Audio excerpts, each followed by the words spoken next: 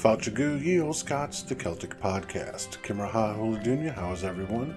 On today's show in Feuchamaich Beagan Gaidhlig, that's Let's Try Little Gaelic. Illustrated with Gaelic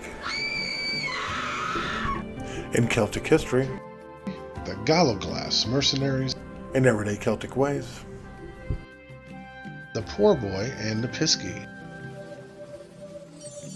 Now we're going to hear music from Mary Jane Lamond, Braybach, Iona Fife, the Silky Girls, and Karina Hewitt. In Irish history, from 664 to 666, several sources record a pervasive yellow plague in Ireland. They also record a massive death toll. This drastic reduction in population is what left Ireland ill-prepared for the Viking invasion starting in 795 with the first Viking raids on Iona, Rathlin Island, and Inishmurray. If you're already a subscriber to the Ye Olde Scot YouTube channel and enjoy the variety of interesting videos and podcasts that we produce weekly, then you should join us on the Ye Olde Scot Facebook group. Not only do you get all the great videos you already enjoy, but so much more. Come and connect with your Celtic community here on Ye Olde Scot Facebook group. Alright, welcome to Learn a Gaelic Song. Today's song is going to be An Cluan U Leanan by Mary Jane Lamond. Also remember, the Gaelic is at the top and the English is at the bottom. Enjoy!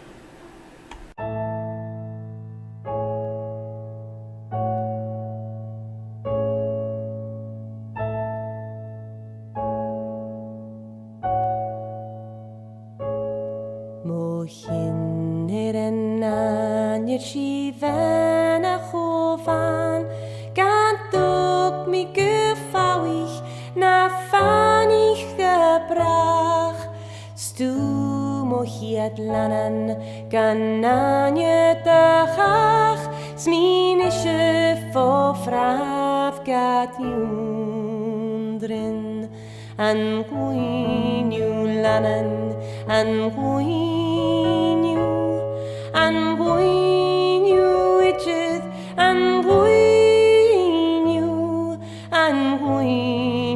lanan an gwynw mar hami chodin gad yundrin si tiavis kiog an gachtan a chaswain Stúkus per mas mutjen en fuin gachwer Si fashe hatuten a chugomot noag Sa gach mi gan wui sukrug An huinu lanain an huinu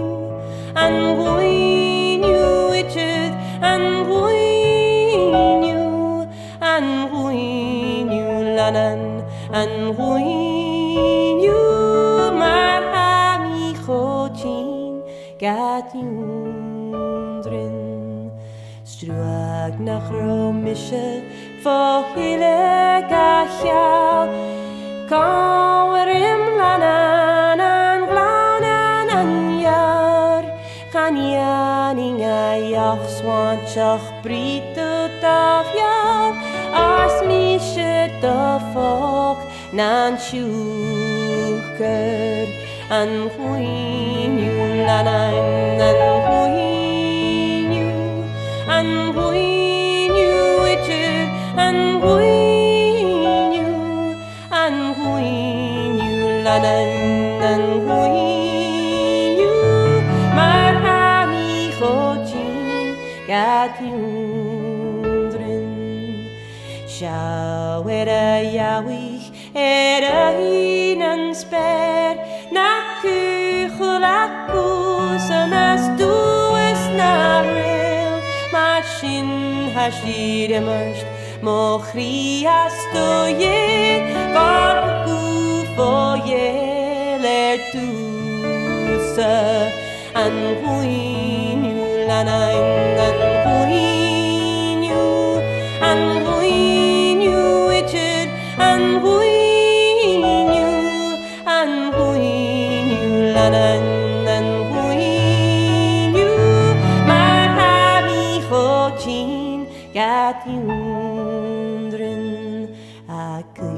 Lis Molanen, maar Yahweh de Juan, Naski na Ulen uten aan stoak, maar nacht na Pianef, maar ga nog na Broach, Schifares der Zorg, na Juan, en Ruin, Julanen, en Ruin, en Ruin, Richard, en Ruin, en Ruin, Julanen, en Ruin, maar Abi Hochin, Gat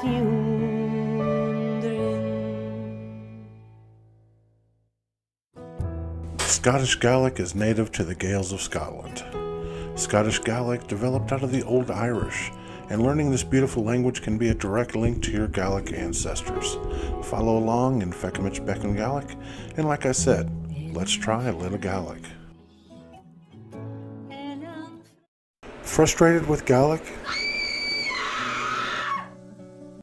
The easy way to keep the Scottish Gaelic language alive is to keep it in your daily vocabulary. Little bits here and there to let those around you know how important it is to you. This is especially important if you have small children. They will have the benefits of learning another language and share a common link with you and your heritage. Masa Dahole. Please.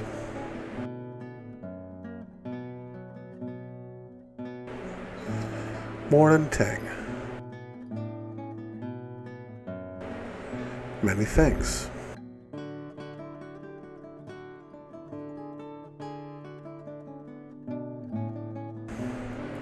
Is Misha Alan. I am Alan.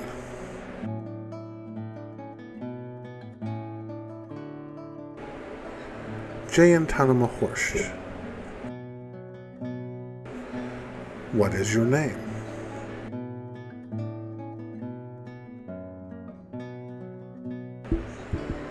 Is Misha Debbie? I am Debbie.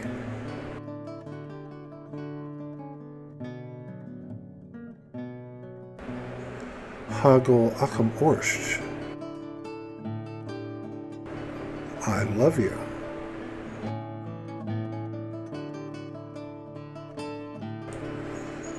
Martian Leave in Drazda, or Martian Lot in Drazda.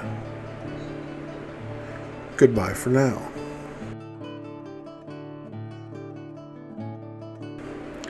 Slanchava. Cheers.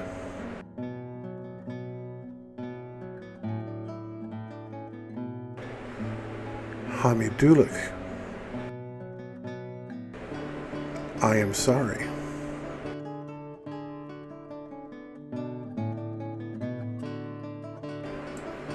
Hanulus Akam. I don't know.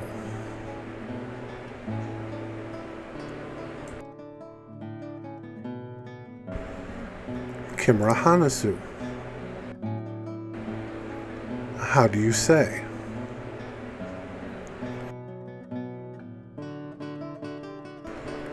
Ounce Gaelic. In the Gaelic.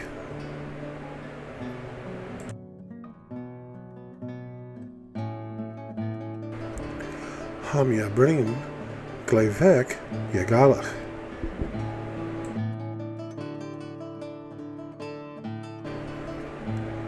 I speak very little Gaelic.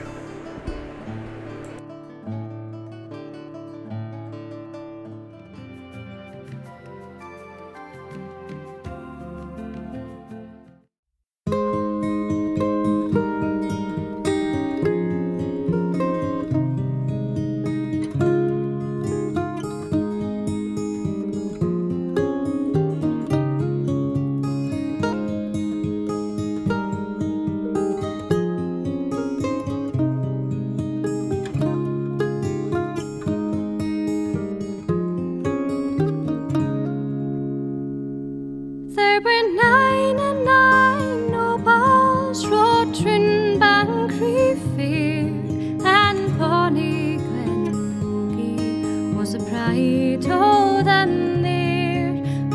Saxon Sax maidens dined in the King's Hall.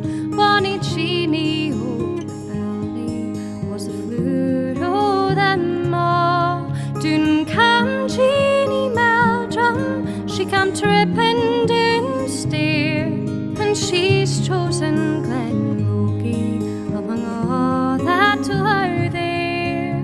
She called on his fit boy who walked by his side, speeding fast that young man, and far does he bide. He's titled Glenlogie, and he is a king. He saw the noble Gordons, Lord John is his name. Glenlogie, Glenlogie, prove constant and kind. My love is laid on ye, and your eye on my mind. He's turned a mood lightly as the gardens day on, saying thank you, Jean Meldrum, but I'm promised a war. She called on her handmaids, Dame Macara bed, we ribbons, and napkins to tie up her head. Oh, lay me down gently, we my face to the wall.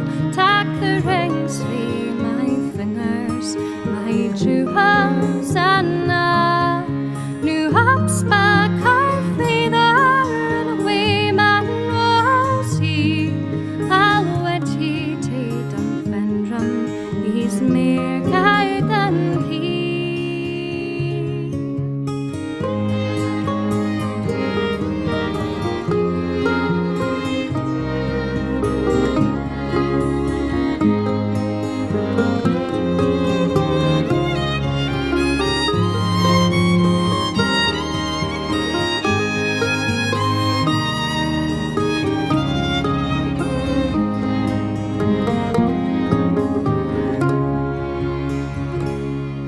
Oh, Nana, dear father, oh, that would not do.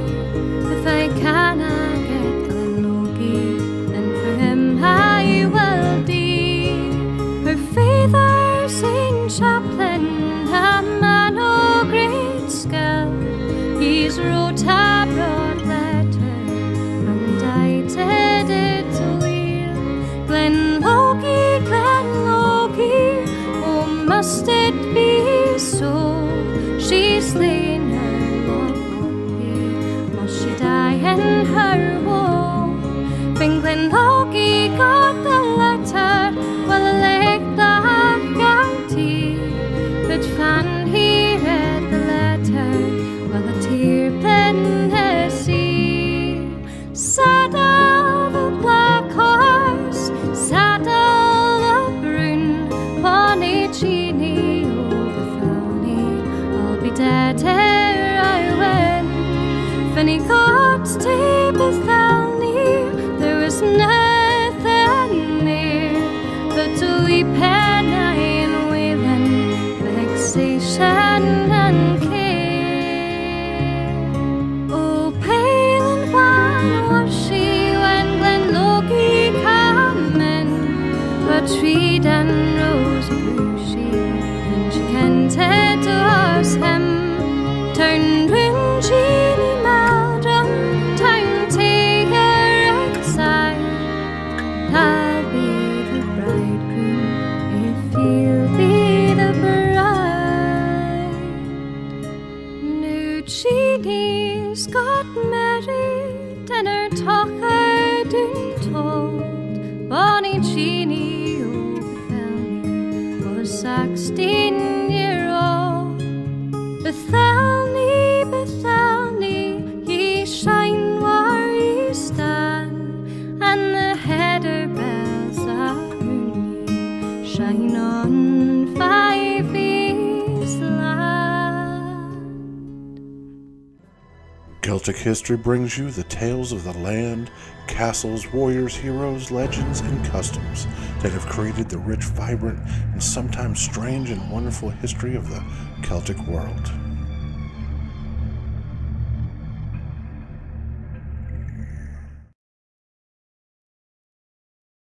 The Gallowglas mercenaries, the notorious Norse Gael soldiers of fortune. So, you're sitting around in your badass castle picking roast ox from your teeth with the rib of some poor bastard you killed, sipping wine or some badass mead from the skull of the enemy you just recently decimated, and you have barely gotten the blood and brain stains out of your kilt when a messenger comes and brings you an invitation from some foreign government wanting you and your fellow Gallowglas to come decimate an enemy for them. Well, the turbulent history of medieval Europe always called for able and skilled warriors. Wars and battles depended on the ability of the soldier, and a man who was skilled with a sword was a sought-after commodity. This gave rise to mercenaries, warrior elites that excelled in the craft of bloodshed. Now, some of these mercenaries arose in Scotland, Ireland, and England, and were called the Gallowglas, descendants of Viking settlers and native Gaels. They arose to become dependable and mighty warriors, relying on the military prowess of their Norse ancestors and to become a dominant fighting force in the British and Irish Isles. Now it is here that the story of the Gallowglas mercenary begins. The term Gallowglas is a corrupted anglicized of Gaelic term Gallowglas and Gallowglach, literally meaning foreign young warrior. Now, it's clear that the Gallowglas warriors were markedly different from the natives, and their name was immediately connected with their foreign status. But it was their prowess in the military arts that made them stand out and carve their place in the history of the world. As the Norse Gael identity became common, so did the Gallowglas. Around the early 13th century, several Norse Gaelic clans arose in Scotland, and it is from these clans that the Gallowglas warriors came, the majority of them. For centuries, these Norse Gael hybrids enjoyed semi-independence and were historically known, a lot of them, as the Lord of the Isles. Now, for the most part, their power rested on their fleets of galleys and their notorious Gallowglas warriors. This is why they mostly hailed from the Hebrides. These numerous islands were home to several prominent Scottish clans with Norse ancestry, the chief of them being the Clan Donald, whose chiefs held the lordship of the Isles from their seat of Finlagan Castle on Islay. Gallowglas mercenaries stood out as heavily armed and armored, superiorly trained, aristocratic infantry. They were the perfect choice for holding the line and standing against all odds. Numerous sources reported that Gallowglasses were notoriously brave and would rather die in battle than yield to the enemy. In a time when Irish Gaelic foot soldiers were compromised of poor and untrained peasants, the Gallowglasses were a welcome force that were able to tip the scales in the favor of those who employed them. In time, Irish chieftains came to depend on these mercenaries, as they gave them an upper hand in intertribal conflicts, as they employed them as bodyguards and household guards, as they were somewhat foreign and were not susceptible to local feuds or choosing sides. Likewise, the Gallowglasses depended on the chieftains as well, as a period of service was their crucial source of income. Gallowglas mercenaries were an easily recognizable sight, and especially by their long battle axes. These were unique designs that developed in the regions and were known as Sparth axes. These were around 6 feet long on average, with a peculiar axe head which followed a unique pattern of parallel curves. Now, the axe was similar to a halberd, albeit only from a distance though. It is a likely fact that the dominant use of long axes stems from their Norse heritage, an aspect of their ancestry that remained through the generations. Now, the claymore was also a favorite choice of these warriors. Today, we know this weapon as the claymore, a huge two-handed sword that averaged around 4.6 feet long and was a symbol of historic Highland life and strength. These swords required great skill and physical strength to even wield or master. Alright, between the 13th and 16th centuries, the Gallowglases were the prominent warrior force of both Ireland and Scotland, and formed the backbone of the Irish military. Now, estimates say that around 500,000 Gallowglas warriors fought in various locations during this period. They were a feared force that excelled in close combat. With superior infantry tactics, they were also known for their ferocity and brutality, and they made for a fierce sight in battle. Tight rows of chainmail-clad men would hack their enemies apart with the long, hafted battle axes or claymores. And as their importance increased, some Gallowglases became established veterans, and some even owned land. These warriors had a personal retinue, similar to a Norman knight. A Gallowglas warrior of prominence was always accompanied with 2 kern warriors and a young horseboy. A kern was a light infantryman and lightly armed and mostly unarmored. Now these young men acted as squires of sort and would carry weapons and attend to the warriors' needs. In battle, the kern supported the Gallowglas's warrior, usually by way of pole weapons from the rear. Now the horseboy would also have had to, had a role in battle, sometimes armed with bow and arrows or with war darts, kind of a giant arrow. But the Gallowglas were the true image of men resigned to war and war only. They were the true mercenaries, living only to fight. They would come to depend on bloodshed and became the only thing they know. We can partially understand this high dedication to warfare by examining their home, the Hebrides.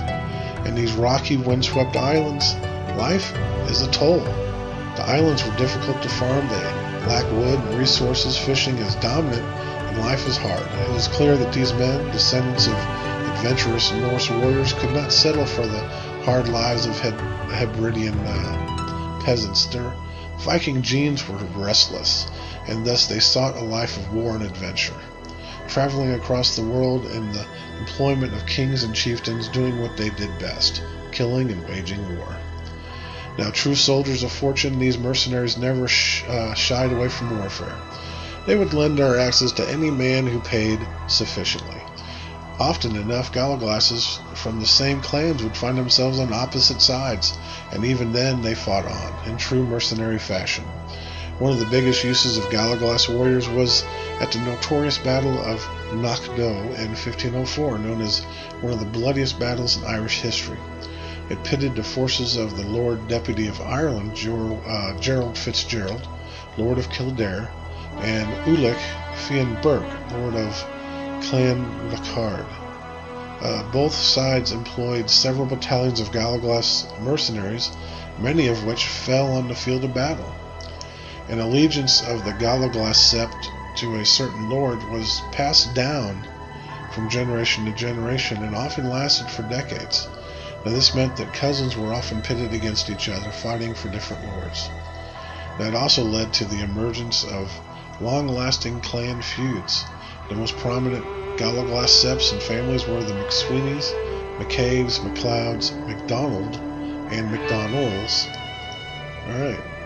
The Gallowglas warriors, they developed certain battle tactics that helped define their infamous battle prowess, and numerous contemporary sources describe their battle tactics as brutal and swift. They would form a wall of men that dealt with an enemy through a blizzard of axe blows. Their Sparth axes were a key aspect of this, which they both kept the enemy at a distance, not allowing them to approach, and also inflicted vicious wounds. They also developed a set of tactics that helped them deal with the superior Norman cavalry.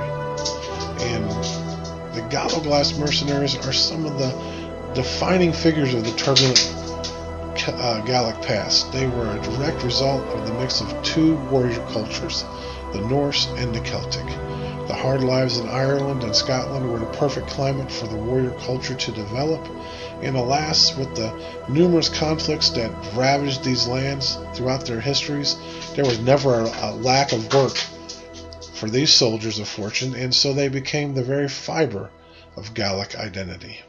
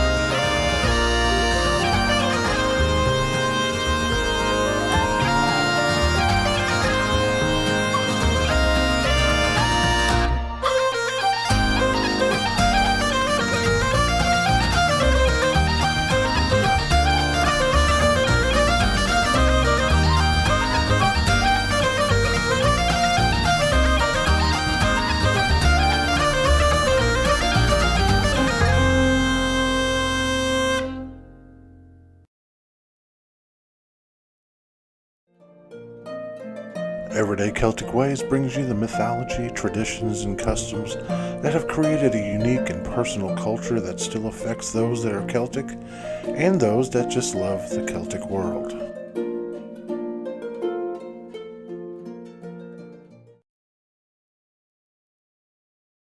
The Poor Boy and the Piskie story I wrote. Now everybody's heard of pixies. You know, the Irish fairy mythology. Well, in Cornwall they call them piskies. Of course, there are numerous tales about Cornish piskies and the local fairy folk. And one is a tale of a poor little boy from St. Allen near Truro. Now he wandered into a dell close at home to pick some flowers to take to his mother. When his mother went to look for him, he could not be found in order to eat his meager little lunch. He could not be found anywhere. After 3 days of searching by the villagers, the child was found fast asleep in the very spot where his mother had seen him last. The child did not know that any time had passed. He said he had heard a bird singing while he was picking flowers and followed the sound of the lovely song into the woods. Suddenly, before he knew it, it was night and there were lots of stars. But as he looked at the stars closely, they weren't really stars, they were piskies. They led him into a cave sparkling with jewels and gave him honey to eat before singing him to sleep. The piskies liked this young boy because he wasn't afraid of them, or did he try to hurt them, or capture them or anything. The young boy, despite being poor, was blessed to see with an innocent eye the beauty of all things around him, which is why he was picking flowers for his mother. Now, since his father had died, his mother had worked so hard to care for him, but it was hard. Sometimes there was no food, and he could see the sadness in his mother's heart. When he awoke, he was back in the dell. He embraced his mother, for he loved her so much, and he hugged her. She hugged her beloved son back, but his pockets were lumpy. When she investigated the lumps, she found that they were full of sparkling jewels, a present from the piskies. The two of them wanted for nothing after that for the rest of their lives, and they lived happily ever after. Aww.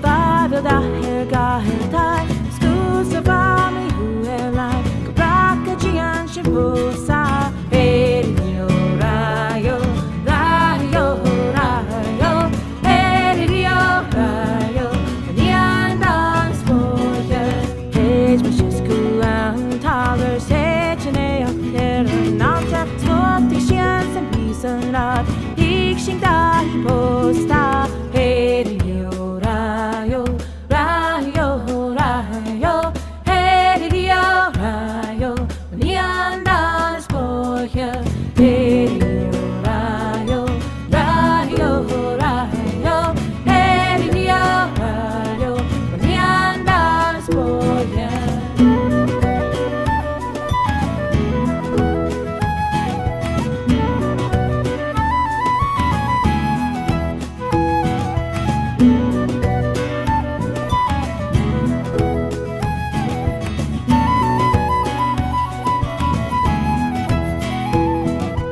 Erio, Rayo, Rayo, Rayo, Erio, Rayo, Niandas Boya.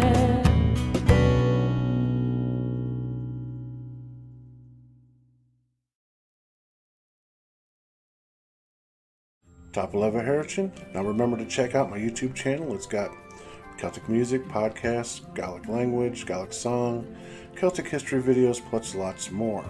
And my Facebook group where you can give me your inputs and insights on all things Celtic. Goodbye, Apple Baby.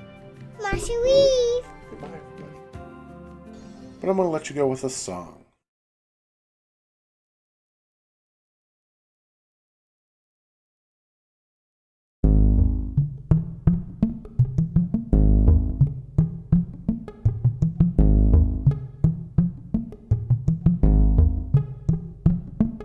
Oh, it's whispered in the kitchen, it's whispered in the hall.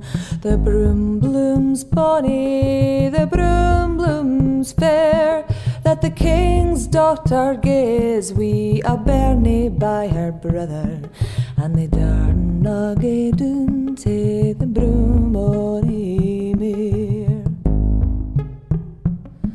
He has ta'en his sister doon to their father's dear park. The broom blooms bonny, the broom blooms fair, wi' his yew tree bow and arrow held fast against his back.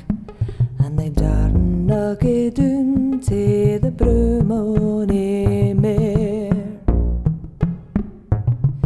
And when that ye hear me gie a loud cry, the broom blooms bonny, the broom blooms fair, loose fae your bow and arrow, and there let me lie.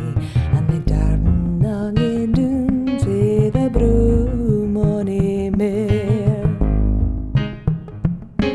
And when that he heard her gie a loud cry, the broom blooms bonny, the broom blooms fair, a silver arrow frae his bow he suddenly let fly. They darna gae doon to the broom ony mere. He has dug to her a grave that was lang, wide and deep. The broom blooms bonny, the broom blooms fair, and he's buried his ain sister with their bairnie at her feet. They darna gae doon to the broom ony mere.